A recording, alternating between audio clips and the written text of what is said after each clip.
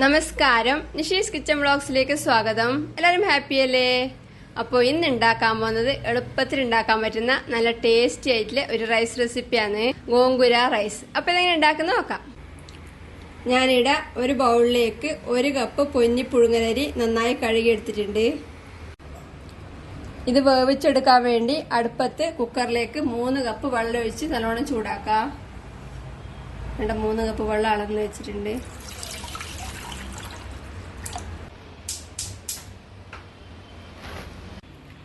ഇപ്പോ വെള്ളം നല്ലോണം ചൂടായിട്ടുണ്ട്.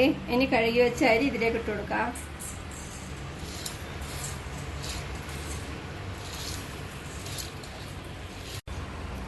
ഇതിലേക്ക് ആവശ്യത്തിന് ഉപ്പും കൂടി ഇട്ട് ഒന്ന് ഇളക്കി കൊടുത്ത ശേഷം അടച്ചു വെച്ച് വെയിറ്റ് ഇട്ട് ഒരു വിസിൽ വരുമ്പം തീ ഓഫ് ചെയ്യാം.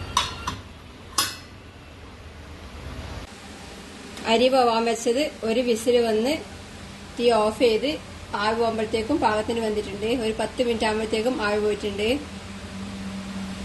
ഇതിനി ഒരു ബൗളിലേക്ക് കോരി മാറ്റാം.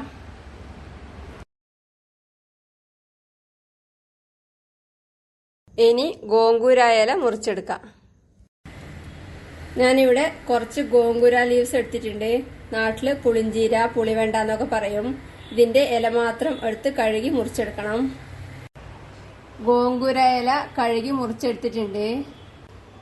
ഇനി അടുപ്പത്ത് ഒരു പാത്രം വെച്ച് ചൂടാക്കി അതിലേക്ക് 2 ടേബിൾ സ്പൂൺ എണ്ണ ഒഴിക്കാം. നല്ലെണ്ണയോ കടലെണ്ണയോ ആയിരിക്കും കൂടുതൽ ടേസ്റ്റ്. ഞാനിപ്പം കടലെണ്ണ എടുത്തിട്ടുള്ളത്. എണ്ണ ചൂടാവുമ്പോൾ 1/2 ടീസ്പൂൺ കടുകും 1/4 ടീസ്പൂൺ ചെറിയ ജീരകം കൂട്ട് പൊട്ടിക്കാം.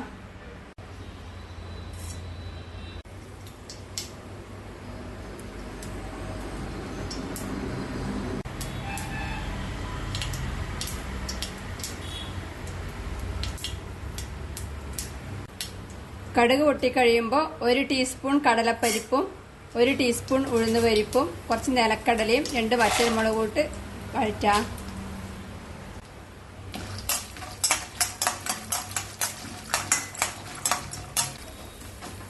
കടലപ്പരിപ്പും ഉഴുന്നുപരിപ്പും നിലക്കടലെല്ലാം റോസ്റ്റായി വരുമ്പം ഇതിലേക്ക് കുറച്ച് കറിവേപ്പിലയും 1 പച്ചമുളകും ചേർക്കാം. ഇളക്കി കൊടുക്കാം.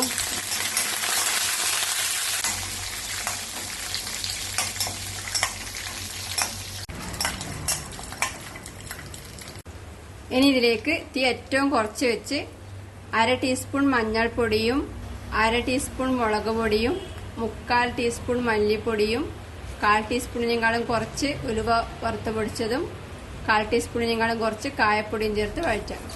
തീ കുറച്ച് വെച്ച് പൊടികൾ ചേർക്കുമ്പം കരിഞ്ഞു പോകും തോന്നുന്നുണ്ടെങ്കിൽ തീ ഓഫ് ചെയ്ത് പൊടികൾ ചേർത്ത ശേഷം വീണ്ടും തീ ഓൺ ചെയ്ത് ഇളക്കി കൊടുത്താൽ മതി. പൊടികളുടെ നല്ല മണം വരുമ്പം ഇതിലേക്ക് ഗോങ്കുര ഇല മുറിച്ച് ചേർത്ത് വഴറ്റാം.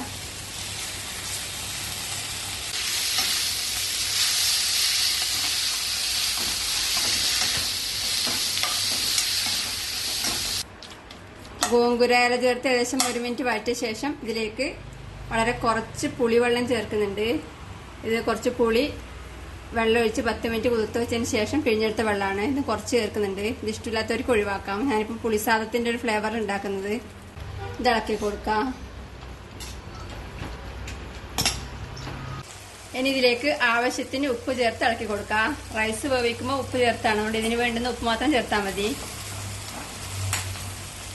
ഇതിന് അടച്ചു വെച്ച് തീ കുറച്ച് 1-2 മിനിറ്റ് വേവിച്ചെടുക്കാം.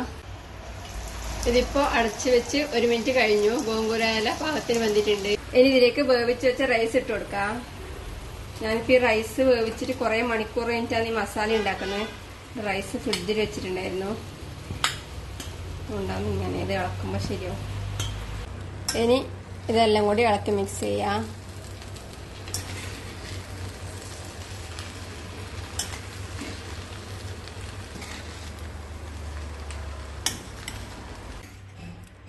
നല്ല അടിപൊളി ടേസ്റ്റില് ഗോങ്കുര റൈസ് റെഡിയാണ്. ഇതിന് തീ ഓഫ് ചെയ്ത് ഒരു പ്ലേറ്റിൽ വിളമ്പാം.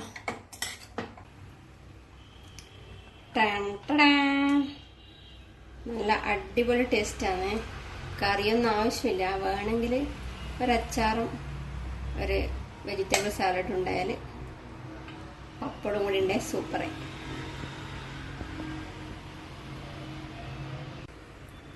നല്ല ടേസ്റ്റിയാണ്, ഉണ്ടാക്കാൻ എളുപ്പമാണ്, ലഞ്ച് ബോക്സിലൊക്കെ കൊടുത്തുവിടാൻ നല്ലതാണ്. ഗോങ്കൂര ഇല കിട്ടുന്നവർ ഉണ്ടാക്കി നോക്കുക. അഭിപ്രായങ്ങളും നിർദ്ദേശങ്ങളും അറിയിക്കുക. സബ്സ്ക്രൈബ് ചെയ്യുക, സപ്പോർട്ട് ചെയ്യുക. താങ്ക്